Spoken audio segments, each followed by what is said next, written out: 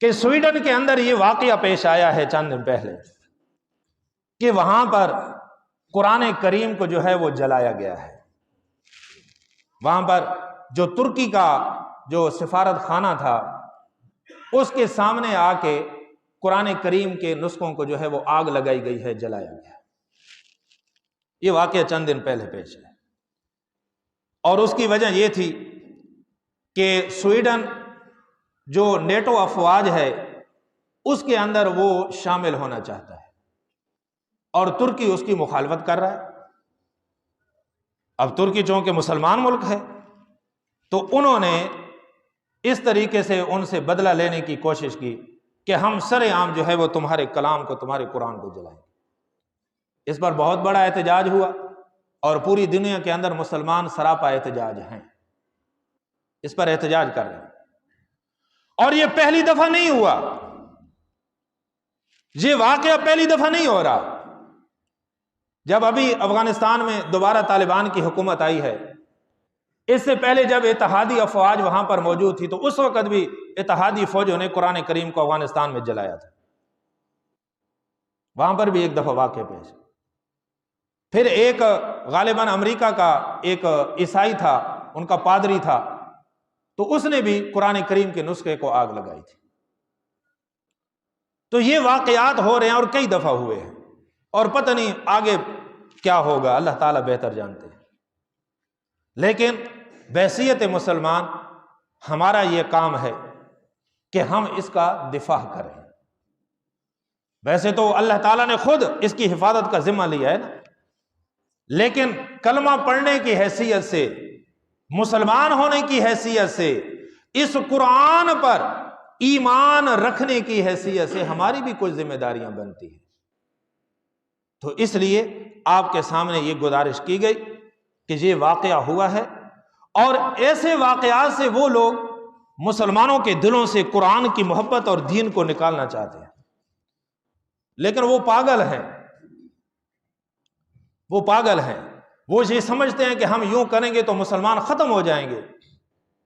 تو ہم انہیں کہتے ہیں کہ ای خیال است و محال است و جنون، یہ تو پاگلوں والا خیال ہے تمہارا، یہ تو پاگلوں والے خیالات ہیں.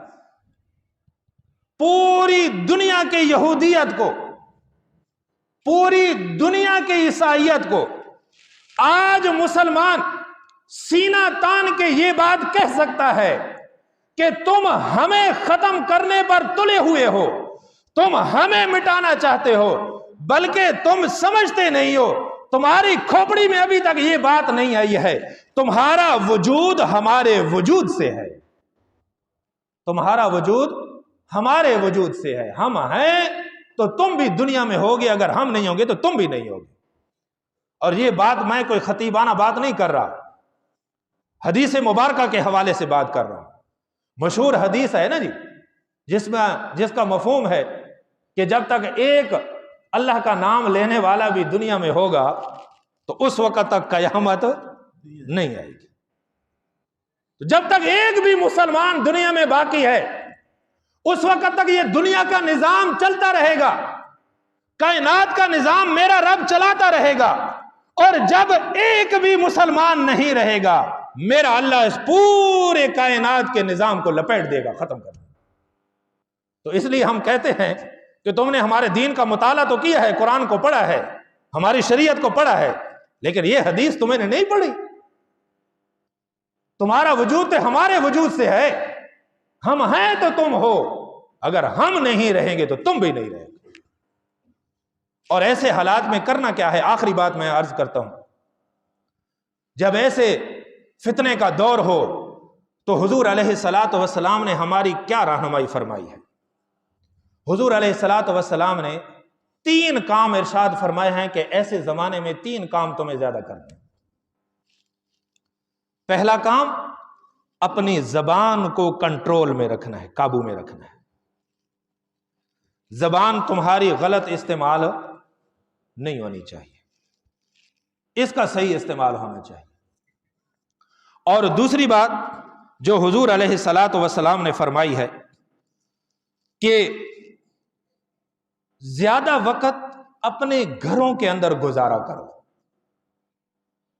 گھر سے نکلو، ضرورت کے لیے نکلو، اپنی ضرورت پوری کر کے، کام پورا کر کے فوراً واپس آؤ اپنے گھر میں۔ دوسرا کام یہ فرمایا ہے۔ اب اس کی بہت ساری اس کے ضمن میں باتیں ہو سکتی ہیں، لیکن میرا یہ موضوع نہیں ہے، پھر کبھی موقع ملا تو اس پہ بات کریں گے۔ اور تیسرا کام جو حضور علیہ الصلوۃ والسلام نے فرمایا کہ اپنے گناہوں اور خطاؤں پر رویا کرو، گڑ گڑایا کرو، آنسو بہایا کرو، اپنے رب سے اپنے گناہوں کی معافی مانگا کرو۔ یہ تین کام حضور علیہ الصلوۃ والسلام نے فتنوں کے زمانے میں ارشاد فرمایا، اور اس میں کوئی شک نہیں کہ آج فتنے کا زمانہ ہے، تو اس لیے ہمیں زبان کا بھی صحیح استعمال کرنا چاہیے، بغیر ضرورت کے گھر سے باہر نہیں نکلنا چاہیے، اور اس کے علاوہ اللہ تعالیٰ کے سامنے اپنے گناہوں کے بھی معافی مانگتے رہنا چاہیے۔ اللہ تعالیٰ ہم سب کو قرآن و سنت کی صحیح سمجھ نصیب فرمائے اور عمل کی توفیق نصیب۔